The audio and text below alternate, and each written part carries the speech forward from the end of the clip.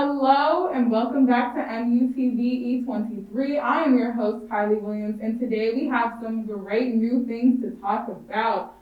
Super Bowl Sunday was just last weekend, and wow, ignore the fact that the Kansas City Chiefs did not take home the dub. What a shocking performance by the Weeknd, and that was meant to be taken a couple different ways, but let's get into it. On Sunday, The Weeknd, the 30-year-old musical pop artist we all have come to know, performed in front of a nearly empty stadium for the 55th annual Super Bowl.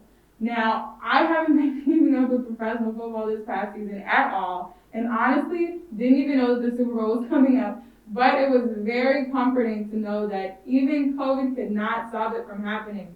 Of course, the coordinators of the Super Bowl had to make some major changes in order to slow the spread and keep everyone safe, but the fact that it still went through just keeps me looking forward to life after COVID a little bit more because it has been a wild ride to say the least. But one way that the Weeknd used the empty stadium to his advantage was to create the Las Vegas Strip and a city skyline in the stands, as well as putting an entire choir in the seats where fans would be under normal circumstances. It was also interesting to see how the halftime performance still incorporated masks. The guitarists could be seen wearing sparkly black masks that covered their entire faces, and the strange Weeknd replicas bandages actually were made of masks as well. The show was a lot. It was a lot to look at. It was a lot to process. It was a lot going on.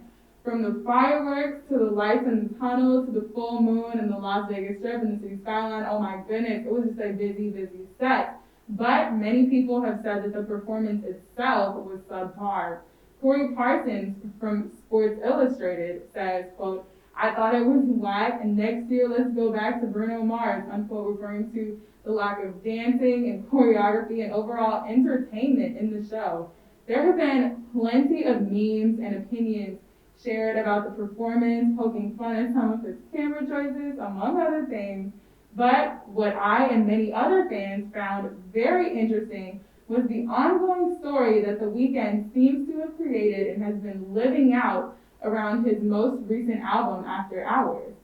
If you haven't been keeping up with The Weeknd, the performance was probably a little confusing and extremely bizarre.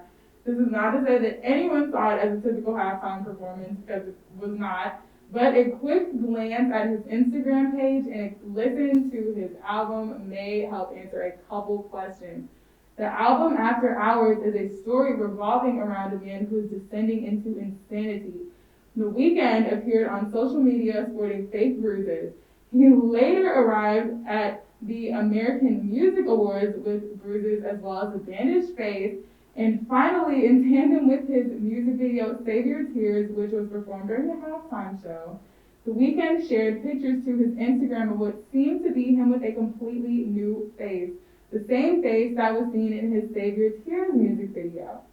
Many fans believe that The Weeknd underwent plastic surgery to achieve this new look and were appalled and disappointed at his decision and spoke out about it in the comments section of his post and on Twitter and on all forms of social media.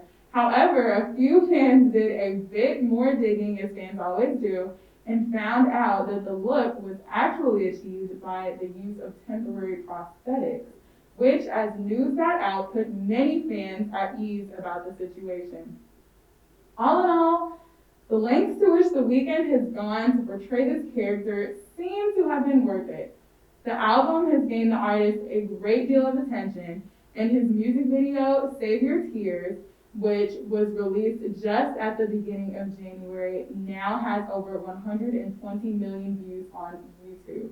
Add that to his music video for his song Blinding Lights, which has over 365 million views on YouTube, and you could argue that The Weeknd has had a pretty successful year. Honestly, everyone is a critic, and the Super Bowl is an event that pretty much everyone tunes into. Even if you don't pay much attention to the game, you make sure that you catch that halftime show. That being said, I believe that The Weeknd was a great choice for Super Bowl 55. As I've rewatched the performance, I appreciate more and more his upbeat music, his artistic and slightly quirky stage performance, and the entire experience he created. I felt that it was a great distraction, honestly, and break from what we're currently dealing with in the real world, and I appreciated it so much. So thank you, Weeknd. Well, guys, that's it for today. Do not forget to follow us on all of our socials at MUTV23 and stay up to date on our website, mutv.missouri.edu. This has been Kylie Williams, and we will see you next time.